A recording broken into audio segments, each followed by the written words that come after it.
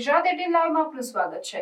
ડભોઈ નગરમાં ઉભરાતી ડ્રેનેજ અને ગંદા પીવાના પાણી બાબતે તાત્કાલિક અસરથી કામગીરી શરૂ કરવામાં આવી હોવાનું પ્રમુખ બીરેન શાહ દ્વારા જણાવી 1976 થી મુખ્ય પંપ સ્ટેશન સુધી જતી ડ્રેનેજ લાઈન 3 વાર તૂટી જતા સર્જાતી અવ્યવસ્થાને લઈ પ્રમુખે 3 દિવસમાં નિકાલ લાવવા હાકલ કરી છે। સાથે નવીન એસટીપી પ્લાન્ટ શરૂ કરવા તાકીદ હાથ ધરવામાં આવશેનું પણ જણાવ્યું।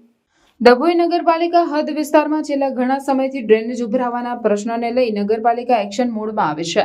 મળતી માહિતી મુજબ ડભોઈ ડ્રેનેજ શાખાની મુખ્ય લાઈન 1976 થી નખાવાઈ છે, જે વારંવાર તૂટી જતા હોવાને લઈ સમસ્યા ઊભી થઈ રહી છે। નગરમાં ડ્રેનેજના પાણી પીવાના પાણીમાં ભળી જતા હોવાની પણ જાણ થઈ હોય ત્યારે નગરપાલિકા પ્રમુખ બીરેન શાહ દ્વારા ડ્રેનેજ સમસ્યા નિકાલ માટે કાર્યપાલક ઇજનેર અને ગટર વ્યવસ્થા board land record office Raopura ખાતે પત્ર લખી ડભોઈ ખાતે બની ગયેલ અને 3 વર્ષથી કાર્યરત ના થયેલ એસટીપી પ્લાન્ટ તાત્કાલિક ધોરણે શરૂ કરવા માટે લેટર લખ્યો છે।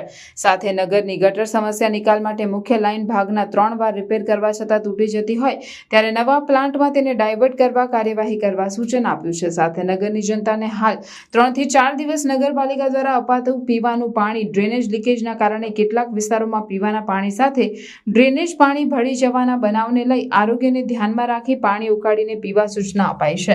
પાલિકા દ્વારા નગરની સમસ્યા નિકાલ માટે સંપૂર્ણ પ્રયાસ કરવામાં આવી રહ્યા હોવાની માહિતી પ્રમુખ બીરેન શાહ દ્વારા આપવામાં આવી હતી।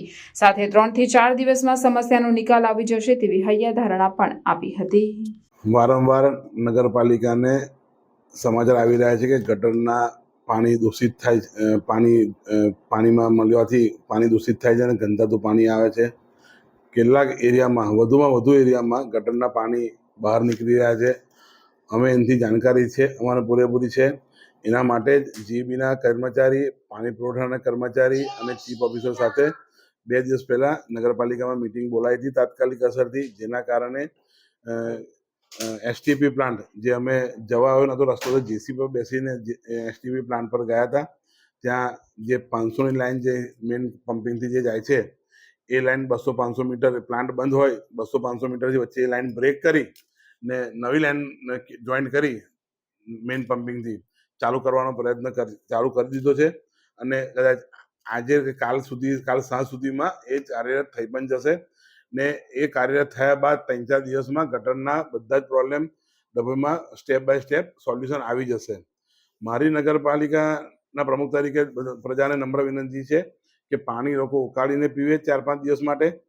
પાણી અને ગટરની સમસ્યા એકદમ જ આવું આવી છે, કારણ કે 1976ની ગટરની લાઈન છે, જેના કારણે આ વારંવાર ડેમેજ થઈને તૂટી ગઈ છે। પોલીસ લાઈન બાજુ અમને બી હાલમાં તૂટેલી છે, જેથી કરીને અમે પ્રેશર કરીને અમે પાણી પુરવઠાના અધિકારીઓને એસટીપી પ્લાન્ટ જે અમને સોંપ્યો નથી તો પણ અમે એમની લાઈનમાં જોડાણ કરવાની તકેદારી રૂપે પગલાં લીધા છે।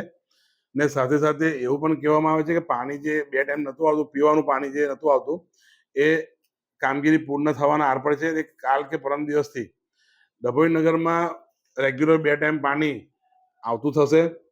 મારી પબ્લિકને ફરી નમ્ર વિનંતી છે કે પાણી પૂરતા પ્રેશરમાં પાણી આપીએ છીએ, જે લોકો મોટરનો ઉપયોગ કરતો હોય એ લોકો ના કરશો।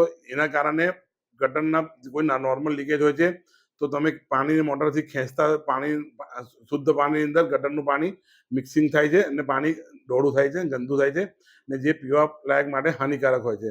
એટલે મારી નમ્ર વિનંતી છે કે પાણી પીવા માટે પાણી ઉકાળીને પીવાનો 2-5 દિવસ માટે આગ્રહ રાખે। પોલીસ લાઈનમાં રિપેર કરે 3 વાર રિપેર કરી, ત્યાં એરવાલ પણ અલગથી મૂક્યો, પણ તો પણ જેસે છે તેવી સ્થિતિ છે। પોલીસ લાઈન તો રિપેર કરતા પછી બહાર કરણી રોડ પર છે ત્યાં પણ લીકેજ થયું।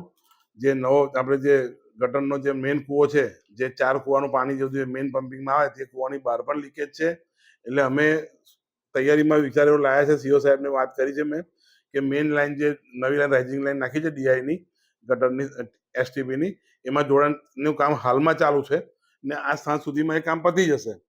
પણ એસટીપી પર જે 1.5 મીટર લાઈન જે જમીનની અંદર જે છે ત્યાં જો તોડીને ચાલુ કરીશ તો પાછું માટી અંદર જશે તો પાછો પ્લાન્ટ બંધ થાય, કૂવા બંધ થઈ જાય એવું હાલત છે।